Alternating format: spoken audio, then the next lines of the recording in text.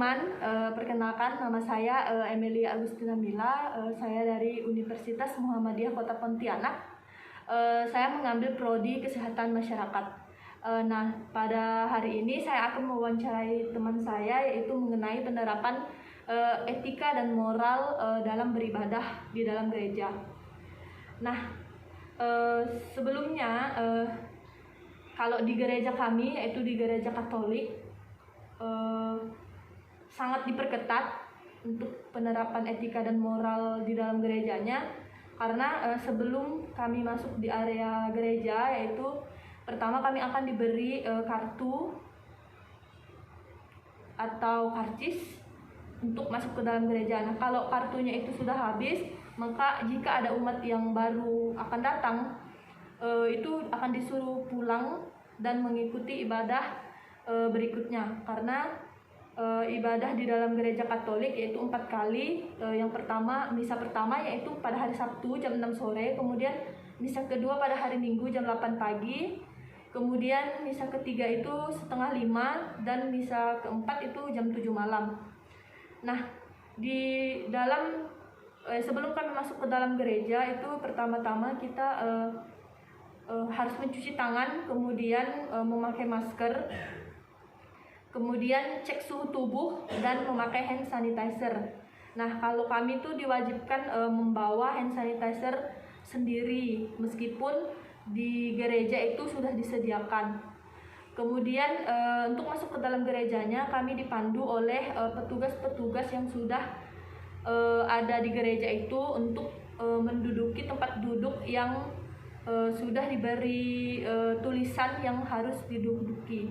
Kemudian untuk pulangnya kami juga sama, itu diarahkan oleh petugas gerejanya agar tidak terjadi ada perkumpulan. Nah, jadi kalau pulang gereja itu tetap seperti datang di gereja gitu. Nah, kalau misalnya menurut kalau penerapan di gereja kalian itu bagaimana? Ya, baik. Saya akan menjelaskan bagaimana. Sebenarnya sama saja ya. Sebelum kita melakukan ibadah, sebelum kita memasuki gedung gereja, kita diwajibkan mencuci tangan menggunakan sabun, menggunakan masker, dan menggunakan hand sanitizer. Setelah kita menggunakan ketiga itu, kita akan masuk ke gedung gereja, kita akan cek suhu badan. Nah, sudah itu sampai di dalam, kita akan dipandu atau diarahkan oleh petugas gereja untuk tetap menjaga jarak. Kita duduknya juga tetap menjaga jarak, kursinya berjarak 1,5 meter, kurang lebih 1,5 meter begitu. Pada saat ibadah berlangsung, umat juga tidak diwajibkan untuk membuka masker atau menaik turunkan masker. Selama proses ibadah berlangsung, tetap menggunakan masker, tetap menjaga jarak, dan mematuhi protokol kesehatan yang ada di gereja tersebut. Setelah ibadah atau misa selesai, umat juga dituntun atau diatur lagi untuk pulang, tidak berkerumun, tidak pulang menselonong-selonong, tidak. Umat tetap beraturan pulangnya dan kembali menggunakan hand sanitizer sebelum meninggalkan tempat gereja tersebut. Di gereja juga kita dibatasi ya, yang biasanya kita bisa menampung 200 jemaat, kali ini kita dibatasi, dan kita juga anak-anak dan lansia tidak diperkenankan untuk ibadah demi menjaga protokol kesehatan tersebut. Gitu. Nah, kalau di gereja Kristen Protestan itu sebelum dan sesudah ibadah, apakah ruangannya didesinfektan atau disterilkan dulu atau tidak? Karena kalau di gereja kami kan itu sebelum ibadah itu ruangannya itu disemprot desinfektan. Nah, kemudian kalau pulangnya itu juga disemprotkan desinfektan agar ruangan itu steril gitu.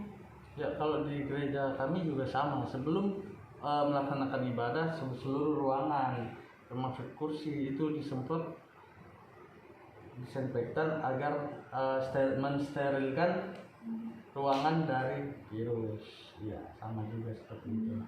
Nah, kemudian nih, menurut pandangan Anda atau menurut Anda, bagaimana sih menyikapi orang-orang yang tidak menaati protokol kesehatan yang sudah ditetapkan pemerintah?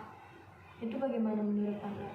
Dan sebenarnya sangat disayangkan sekali masih ada orang-orang yang kurang peka terhadap wabah virus corona ini.